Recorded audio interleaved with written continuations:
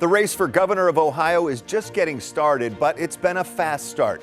Ahead on Face the State, 3 Republicans have already entered the race. Today, one-on-one with candidate Heather Hill. We'll discuss why she's running, her political philosophy, and her stances on some of the big issues of the day. Also, eliminating diversity, equity, and inclusion at Ohio's public colleges and universities. The House joined the Senate in passing a controversial bill. Hear the arguments from both sides of the passionate debate, as the governor will soon have the final say. Plus, lobbying for NASA HQ. Ohio leaders are leaning on the state's aviation history and a current connection to NASA to try to land a major space deal.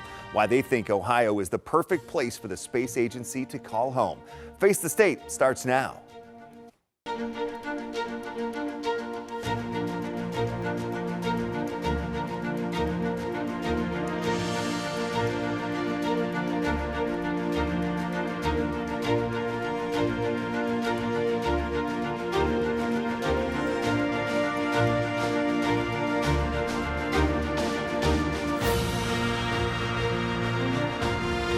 Thanks for joining us for Face the State. I'm Doug Petcash.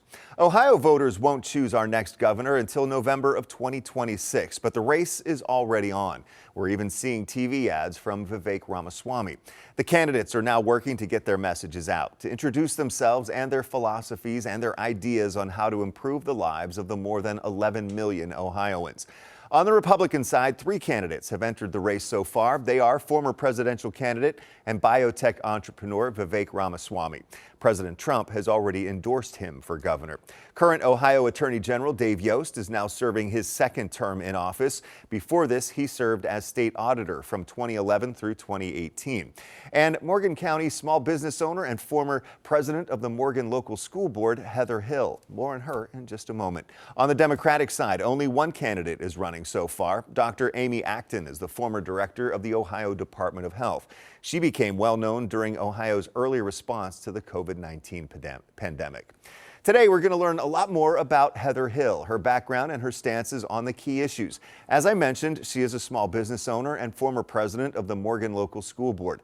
In 2023, Governor DeWine appointed Ms. Hill to serve on the Ohio Dr. Martin Luther King Holiday Commission.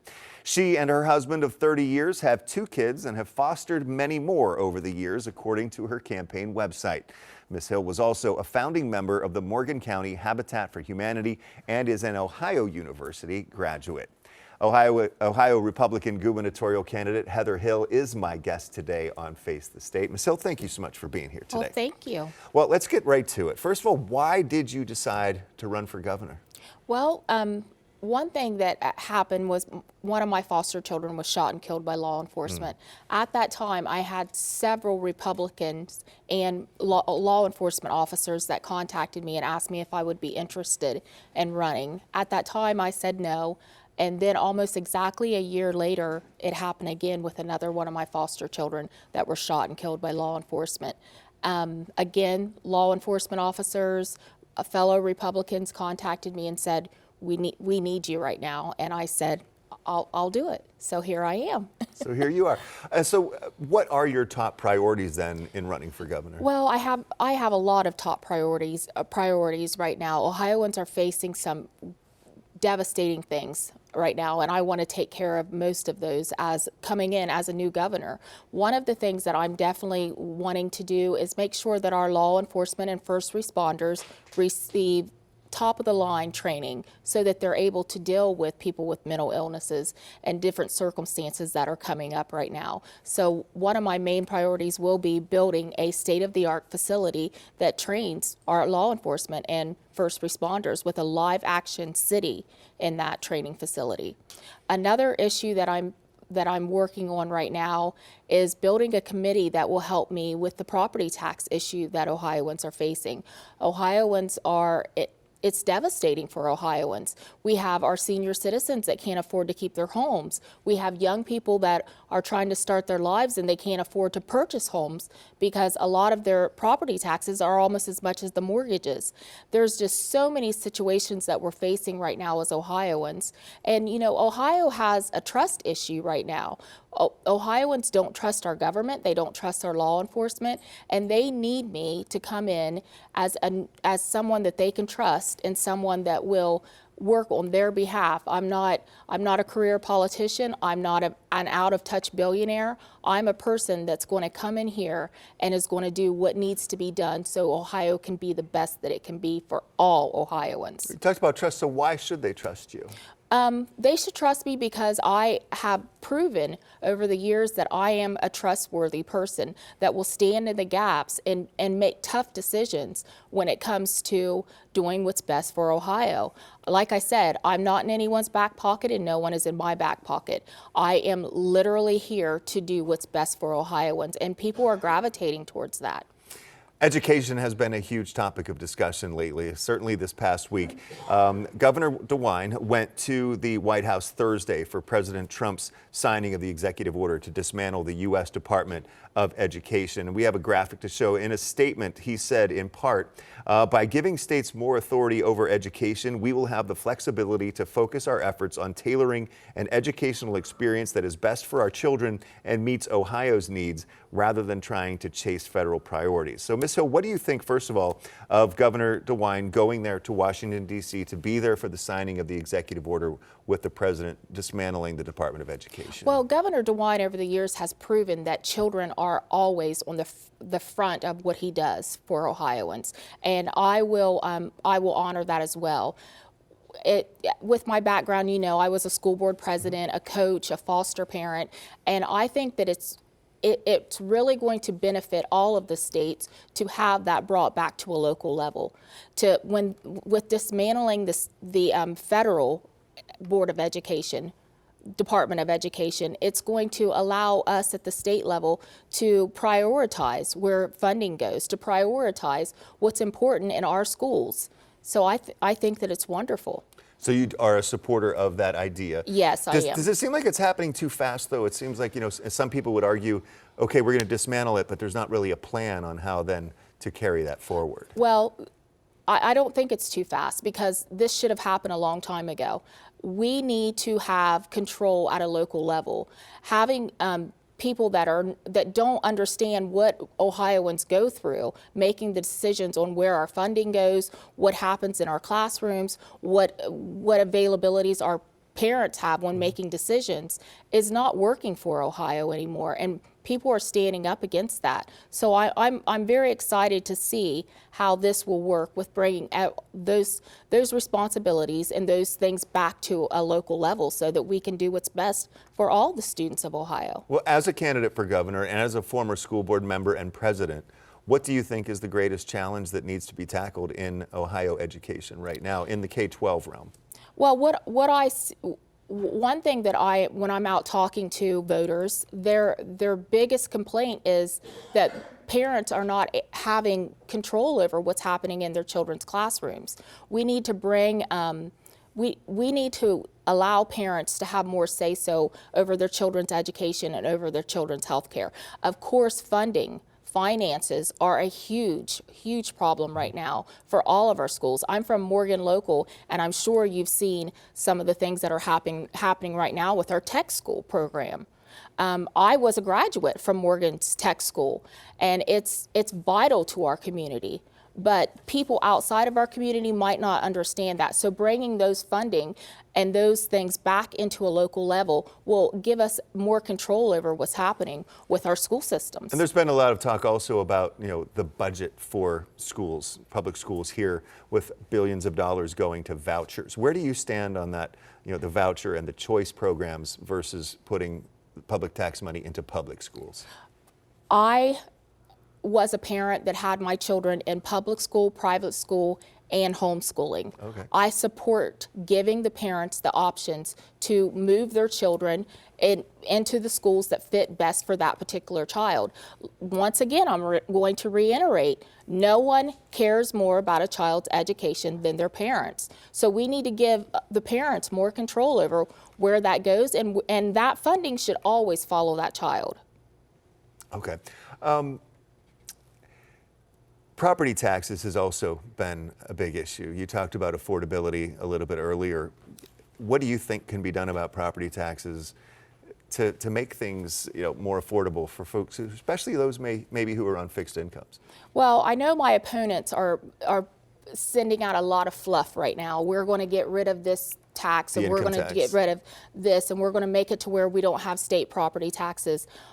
I am not going to say that because I don't know what we're facing, and I won't know that until I get into the governor's office. But I know I will 100% work my butt off to make sure that Ohioans have all the tax reliefs that they can.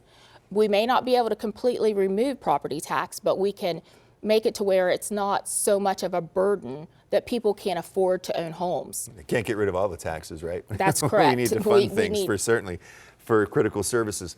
Now, we know you're a Republican, but how would you describe your philosophy as a Republican? As you know, there's not just one type of Republican or one type of conservative. How do you describe your philosophy on that?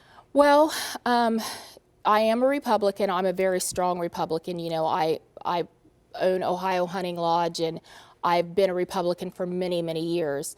There are different types of Republicans, and as you may have noticed during the last election, I made commercials that talked about it being okay to be someone that looks different or thinks different, but still supports our Republican leaders. And that's the kind of Republican I am. I believe in supporting the Republican leaders as long as they're supporting the voters.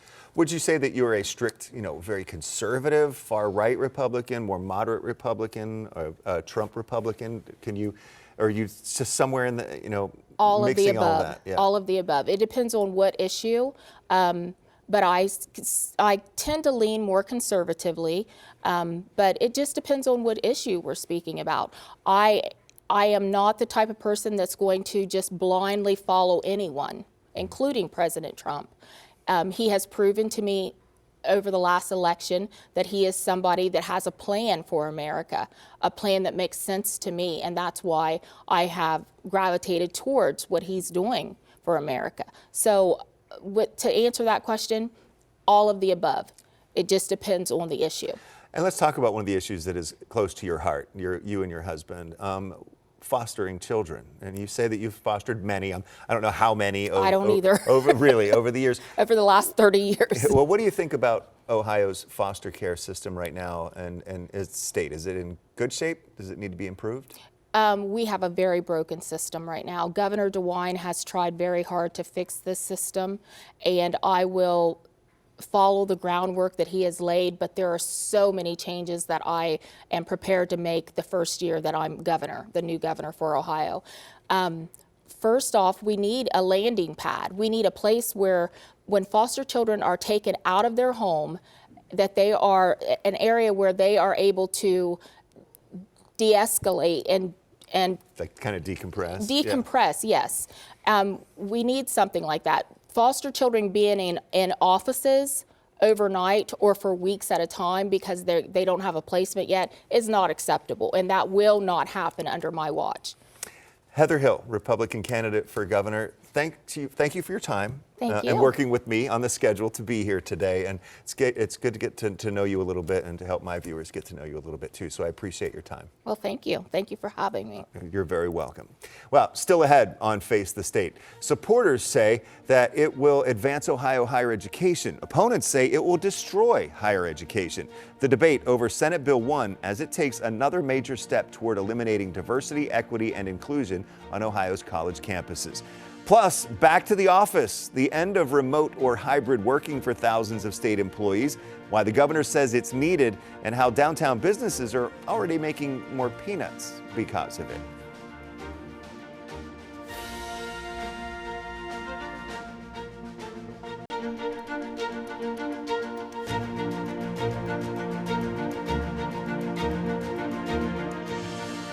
The Ohio House passed a controversial overhaul of higher education in Ohio last week. The Advance Ohio Higher Education Act would eliminate DEI programs at public colleges and universities and limit faculty labor power. After about 3 hours of debate, the Ohio House passed Senate Bill 1 by a vote of 58 to 34. This marks another controversial bill leaving people divided on where they stand. 10 TV's Carly Dion has more on the vote and the controversy behind the bill. DEI is insulting to me. Some lawmakers in the Ohio legislature voting to do away with diversity, equity, and inclusion programs at colleges and universities. Those in favor of the bill say it promotes diversity of thought on campuses by doing away with policies that create a divide.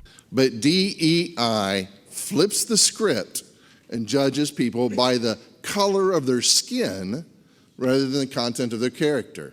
I believe in diversity, but part of the government mandating diversity is it causes harm. It can promote racial stereotypes. But the issue itself causing a greater divide. I'm disappointed but not surprised. If it becomes law, it would prohibit universities and professors from taking positions on controversial topics. It would also prohibit faculty from going on strike. Democratic State Representative Terrence Upchurch voted against the bill, taking issue with the elimination of certain scholarships and the impact on professors being unable to go on strike. Fortunately, this becomes just another hurdle for our young people, and this is just another attack on organized labor here in the state of Ohio. Other lawmakers in opposition say it takes diversity of thought away. DEI was designed to tear down all of those barriers. It's about making sure that we know how to interact with each other, about learning something other than what it is you already know. That's what you go to college for. But ultimately, the majority voted to pass it. It is time for DEI to be DEAD in Ohio. That was Carly Dion reporting. Now, before the vote in the House, college students from around Ohio voiced their opinions on Senate Bill 1. Members of the Ohio Student Association and other protesters marched from the Ohio State campus up High Street to the State House. They then rallied outside for about 2 hours against the bill. Earlier in the morning Wednesday, other college students from Ohio voiced support for Senate Bill 1 in the House Workforce and Higher Education Committee. Personally, it targets me as a Mexican-American student by taking away my scholarships and my identity centers that help me stay in college. I literally wouldn't be able to afford college without the scholarships that I get. For too long, our colleges and universities have become environments where one-sided political ideologies dominate the academic discourse, often at the expense of open dialogue and differing perspectives. The bill is headed back to the Senate for a final concurrence vote on amendments to the bill. If that passes, the bill will then go to Governor DeWine. Once he receives it, he will have 10 days to sign it into law or veto it. His press secretary told me the governor will likely sign the bill, but reserves the right to review changes in the final version. We'll keep you posted. Last Monday was St. Patrick's Day. It was also deadline day for 44,000 state employees to be back working full-time in the office. Governor Mike DeWine signed an executive order in early February to bring all state workers back to their offices for the first time since the start of the COVID pandemic. It's already making a difference for some downtown businesses. Bagpipers, Irish dancers, a big crowd decked out in green. The Irish and Irish at heart soaked up the sights and sounds of the Columbus St. Patrick's Day Parade. I think on St. Patrick's Day, everybody's Irish. So the luck of the Irish to everybody. An unusual amount of foot traffic on Broad Street meant an unusual amount of foot traffic for the peanut shop. Appreciate you. Have a great day. But even without the parade of people into his store has picked up since Governor DeWine's executive order on February 4th, bringing state workers back to their offices and other major companies in the downtown doing the same. So we've seen an increase in about 20 to 25%. So we've seen an increase in sales pretty significant for the mandate coming back downtown. Same goes for Little Cat Coffee and 3 Bites Bakery right next door. Yeah, actually, there's been an increase in office folks just coming in. Both excited to see that there's another small business in which they're able to get coffee from, contribute to our numbers. Under the governor's order, as of today, all employees at state agencies, boards, and commissions are required to perform their routine duties in their offices, with some exceptions. In February, the governor said he made the decision because he values working together in person. And when each one of them is remote, You just don't have that interaction. You don't have them solving problems. You don't have them playing off against each other and talking. Powell and Malonzo say the workers they've talked to seem to be taking the switch in stride. Sometimes they've been a little bit reluctant with going back to the office, but a lot of them are, I think, excited for the ways that they get to interact more with downtown. I think most of them expected it over time, but the big thing now is just like it's actually happening. I don't think they have too much of an issue coming back downtown, minus maybe the parking and traffic, you know. A spokesman for the Ohio Department of Administrative Services says as of February 4th, about 15,000 state employees were still working remotely or on a hybrid schedule. Now they are required to be back in the office, again, with some exceptions. Coming up next, shooting for the stars. Ohio leaders are hoping to land a major space deal. Why they think Ohio is the perfect home for NASA headquarters.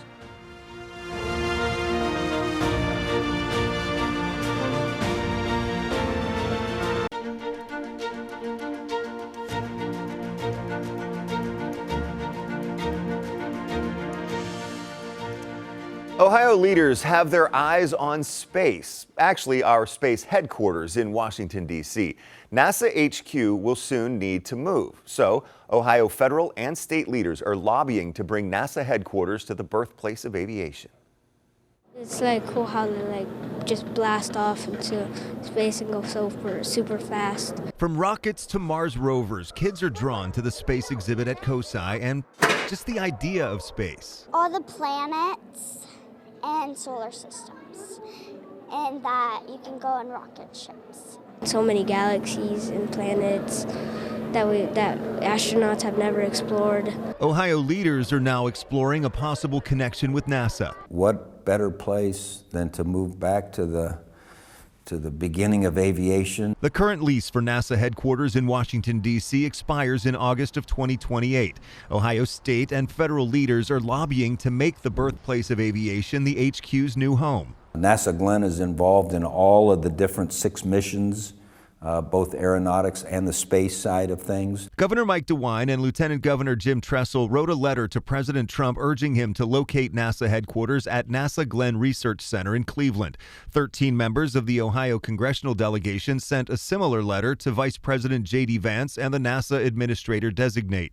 Along with touting NASA Glenn, they're spotlighting Ohio's cost of living and running a business, the Air Force Research Lab at Wright-Patterson Air Force Base, and Ohio's rich history in aeronautics and space travel.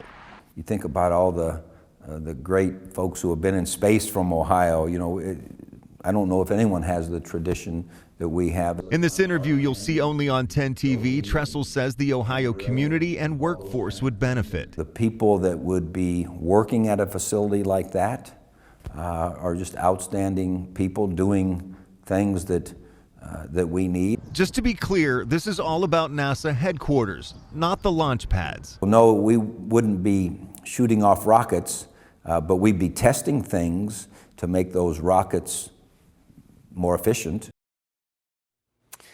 Ohio is up against some stiff competition. Florida's U.S. senators introduced a bill to move NASA headquarters to Florida's Space Coast. Now, there's no word on when a decision could be made.